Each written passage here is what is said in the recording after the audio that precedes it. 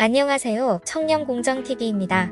유권 해석 사례를 통해 알아보는 공공재정환수법. 지난 시간에 1편 행정청 및 공공재정지급금에 이어 이번 시간에는 2편 부정청구 등 유형 및 부정이익과 이자 환수에 대해 알기 쉽게 설명드리겠습니다. 부정청구란 거위청구, 과다청구, 목적 외 청구, 그리고 오지급으로 공공재정에 손해를 입히거나 이익을 얻는 일체의 행위를 말합니다. 행정청은 부정청구 등이 있는 경우에는 부정이익과 이자를 환수해야 하고, 부정이익 등을 환수하는 경우에는 공공재정지급금 지급 결정의 전부 또는 일부를 취소하여야 하며, 부정수익자에게 부정청구 등에 따른 범죄 혐의가 있다고 인정될 만한 상당한 이유가 있을 때에는 수사기관에 그 내용을 통보해야 합니다. 부정청구 등 유형 및 부정이익과 이자 환수 Q&A. 질문이 영유아 보육법에서는 만 2세 이상 만 3세 미만의 영유아 7명당 1명을 원칙으로 한다 라고 규정하고 있습니다. 이를 위반하고 8명을 보육하였을 경우 어떤 부정청구 등 유형에 해당하나요?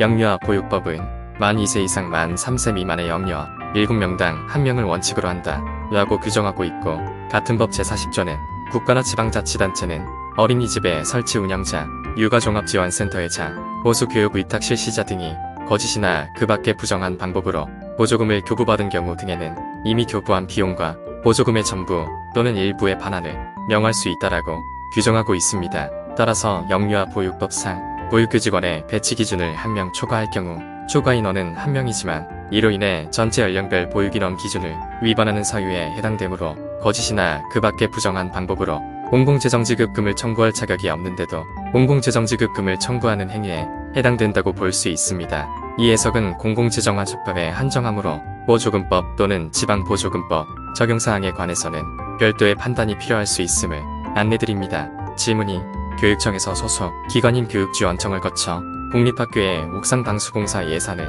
목적사업비로 교부하였습니다. 학교에서 받은 옥상방수공사 예산을 본관교실 바닥공사로 집행한 경우 공공재정환수법상 부정청구 등의 유형이 목적의 사용에 해당하나요? 목적사업비의 경우 교육자치단체에 소관 공공재정지급금에 포함되므로 공공재정지급금에 해당합니다. 해당 학교에서 목적사업비를 법령자치법규나 기준에서 정한 절차나 목적 용도과 달리 사용한 경우 부정청구에 해당된다고 보여집니다.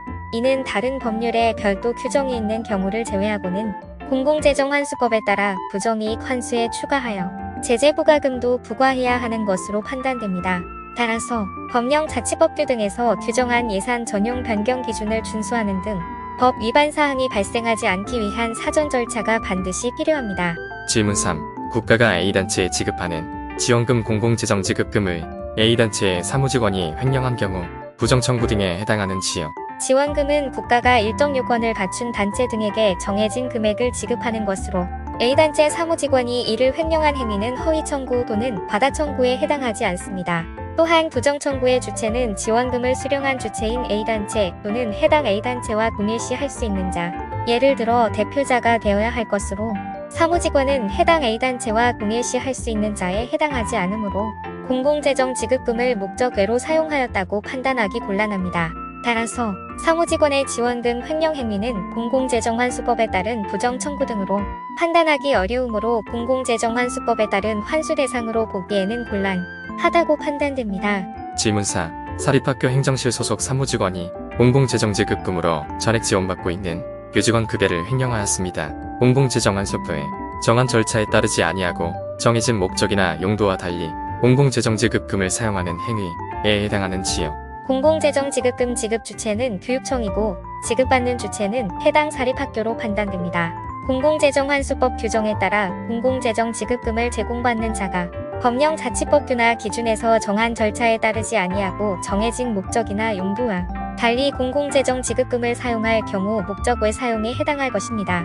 사안의 경우 공공재정지급금을 제공받는 주체인 학교가 법령자치법규나 기준에서 정한 절차에 따르지 아니하고 정해진 목적이나 용도와 달리 공공재정지급금을 사용한 것이 아니고 단지 공공재정지급금을 관리하는 회계업무 담당자가 개인적인 일탈행위로 횡령한 것이라면 공공재정환수법상 부정청구 등에 해당하기는 어려울 것으로 보입니다.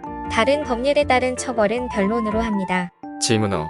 공공재정지급금의 오지급 시 공공재정환수법에 따른 이자 부과와 방법은 어떻게 되나요?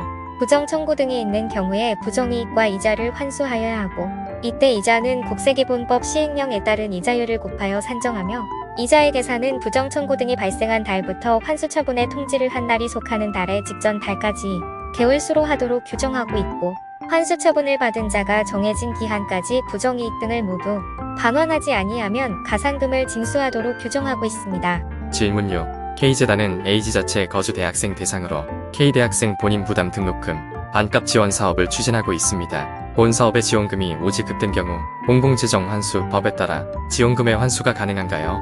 공직자윤리법 제3조 2에 따른 공직유관단체인 재단법인 K재단은 A지자체 조례에 따라 본인 부담 등록금 반값 지원에 관한 사업을 지자체장으로부터 위탁받았고, 위 조례에 따르면 본인 부담 등록금 반값 지원금은 상당한 반대급부 없이 제공하는 공공재정 지급금에 해당하는 바, 본인 부담 등록금 반값 지원금 공공재정 지급금의 오지급이 있는 경우에는 공공재정환수법에 따라 부정이익 등 이자 포함을 환수하여야 합니다. 위 해석은 기관에서 제공한 관련 자료에 나타나 있는 쟁점 등에 한정하여 작성되었고, 향후 변경 추가되거나 새로이 밝혀진 사실관계에 따라 변경될 수 있습니다. 이상 공공재정환수법의 부정 청구 등 유형 및 부정이익과 이자 환수 관련 Q&A를 살펴보았습니다. 다음 시간에는 제재부과금 부과 징수, 감면 및 적용 배제에 관하여 유권 해석 사례를 알아보기로 해요. 이 영상은 권익위 청렴연수원 공공재정환수법 유권 해석 사례를 참고하여 재구성하였음을 알려드립니다. 감사합니다.